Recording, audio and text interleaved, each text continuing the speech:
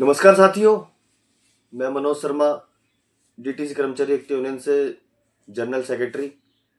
साथियों, जैसा कि आपको पता होगा कि हमने राव सिवनी कोर्ट के अंदर डीटीसी के कॉन्ट्रैक्ट कर्मचारी का ड्राइवर कंडक्टरों का एक केस डाला हुआ है। वो चल रहा है, जो पक्की नौकरी का है, सेम वर्क सेम स्केल का है। तो उसकी तारीख पिछले महीने अक्टूबर की थी, 15 अक्टूबर की, और आज 6 तारीख को भी थी। तो लगातार 2-3 डेटों से हम इस पर काम कर रहे हैं। जैसे कि एक नियम होता है कि जब यूनियन, कोई संगठन वर्करों का, अपने कर्मचारियों का केस लड़ रही होती है, तो मैनेजमेंट की तरफ से कोई वकील पेश नहीं हो सकता। लगातार 3 डेटों से हमारा इसी पर ही चर्चा चल रही है, और हम भी चाहते हैं कि मैनेजमेंट की तरफ से कोई वकील ना खड़ा हो, क्योंकि वकील केस को उलझा के रखते हैं, उसको लंबा करके रखते हैं। अगर 36 ऑब्जेक्शन लगाया हमने 36 का, सबसेक्शन 3, कि सामने वाली पार्टी की तरफ से, मैनेजमेंट की तरफ से एडवोकेट नहीं होना चाहिए। तो उस पर विचार, काफ़ी आर्गूमेंट भी हुई, हमारी भी हुई। तो आज उसकी फाइनल डेट थी कि वकील होगा या नहीं होगा, पर होगा नहीं, ये 100% है। पर आज 6 नवंबर को सभी कोर्टों में स्ट्राइक थी, जिस कारण उनका मैनेजमेंट का एडवोकेट प्रेजेंट नहीं हो पाया। पर हम एज ए यूनियन प्रेजेंट हुए वहाँ पर, और जो रिप्लाई थे, रिप्लाई दी हमने। और फिर इस बात को दोबारा हमने रखा कि 36 का हमारा ऑब्जेक्शन है। तो जज साहिबा ने कहा कि आज तो एडवोकेट नहीं आया, तो कैसे आर्गूमेंट हो पाएगी। तो नेक्स्ट डेट जल्द की दे दी गई है, 12 दिसंबर की, जो आने वाली तारीख है हमारी, 12 दिसंबर की। हम जज साहब से रिक्वेस्ट कर करके छोटी छोटी डेटें ले रहे हैं, ताकि समय बर्बाद ना हो, क्योंकि समय हमारे पास बहुत कम है। नौकरी करते करते, कई सालों से नौकरी करते करते इतना समय निकल चुका है। नहीं तो आपको पता है कि कोर्टों के अंदर 3-3, 4-4 महीने की डेट मिलती है, पर हम हाथ जोड़ के जज साहब के आगे खड़े हो जाते हैं कि कर्मचारी शोषित हैं, परेशान हैं, और इस मामले के लेकर कोर्ट में केस चल रहा है, और इस कारण उनको और शोषित किया जा रहा है। तो इस चक्कर में हमें छोटी छोटी तारीखें मिल जाती हैं। तो साथियों, केस पक्का है, जीत हमारी पक्की है। हम राजपुर से भी कोर्ट से भी केस जीतेंगे। मैनेजमेंट हाई कोर्ट जाएगा, हम भी हाई कोर्ट जाएंगे। मैनेजमेंट सुप्रीम कोर्ट जाएगा, तो हम भी सुप्रीम कोर्ट जाएंगे। पर हम इस केस को पूरे जड़ तक लड़ेंगे, आखिरी तक लड़ेंगे। आपकी उम्मीदों पर बिल्कुल खरा उतरेंगे साथियों। बाकी ललित भाई जी तो कुछ एक्सप्लेन करेंगे। नमस्कार साथियों, मैं ललित चौधरी, डीटीसी कर्मचारी एकता यूनियन से प्रेसिडेंट। साथियों, जैसा कि भाई ने बताया कि पिछली तारीख हमारी 15 अक्टूबर की थी और आज 6 नवंबर है। तो पिछली तारीख से ही हमने ऑब्जेक्शन किया था कि मैनेजमेंट की तरफ से कोई भी एडवोकेट नहीं होना चाहिए, क्योंकि जो सामने पार्टी है वो वर्करों की है, लेबर की है, तो वो इतना ज्ञान नहीं रखते हैं। तो इसलिए वकील को ना खड़ा किया जाए, क्योंकि वकील का काम होता है उस केस को, मैनेजमेंट को बचाना। अब मैनेजमेंट जो है वकील के आड़ में इस केस को लंबा खींचते जाते हैं ताकि कर्मचारी अपनी आस छोड़ दे। लेकिन हमने शुरू से ही कोर्ट से निवेदन किया कि हमारी जो तारीख है वो छोटी दी जाए और जल्द से जल्द इसका निपटारा किया जाए।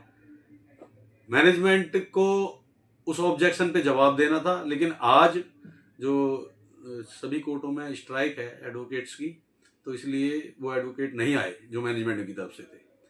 तो जज साहब ने कहा कि आर्गुमेंट नहीं हो पाएंगे आज, क्योंकि वकील साहब नहीं है।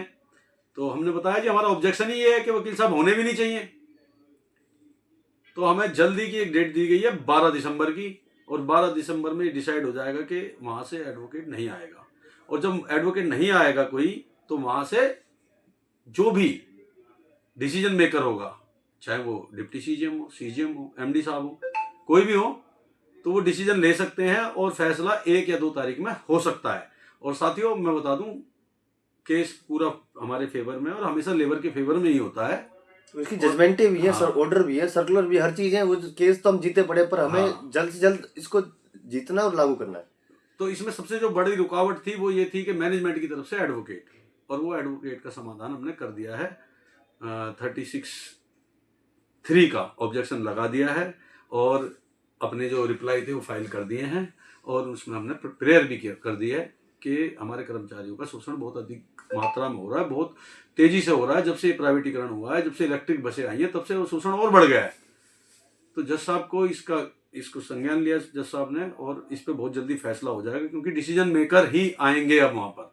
तो साथियों, अपनी ऐसी कोई आस जो लगा रखी है वो ना छोड़ें, क्योंकि जीत हमेशा सत्य की होती है और सत्य के साथ हम खड़े हैं। आपकी हर बात को, आपके हर जो शोषण हो रहा है उसका निपटारा करने के लिए हमने कोर्ट की शरण में गए हैं, और कोर्ट से हमें बहुत जल्दी इसका प्रॉपर इलाज मिलेगा। तो बहुत जल्दी हम ये केस जीतने वाले हैं। अगर मैनेजमेंट इसके बाद भी हाई कोर्ट जाता है तो हम हाई कोर्ट जाएंगे, अगर वो सुप्रीम कोर्ट जाते हैं तो सुप्रीम कोर्ट जाएंगे, लेकिन हम पीछा नहीं छोड़ेंगे, क्योंकि हमारा शोषण बहुत लंबे समय से हो रहा है, और अब भी अगर इसका फैसला नहीं हुआ तो फिर कभी नहीं हो पाएगा। इसलिए सभी साथी, ज़्यादा से ज़्यादा साथी नेक्स्ट तारीख पर आने की कोशिश करें। जितने साथियों की वहाँ अटेंडेंस होगी उतने साथियों को प्रेफरेंस मिलेगी।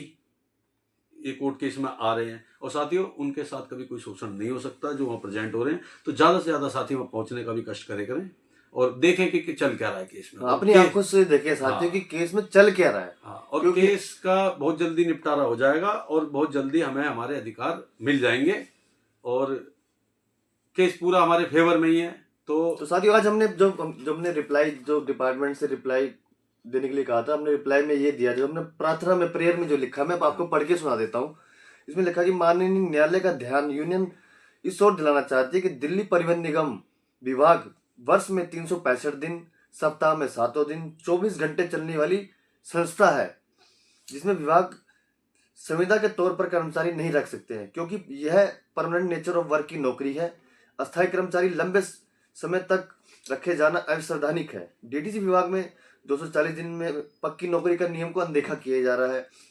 माननीय न्यायालय, उच्च न्यायालय के आदेश सेम वर्क सेम स्केल, समान काम का समान वेतन की अवहेलना करी जा रही है।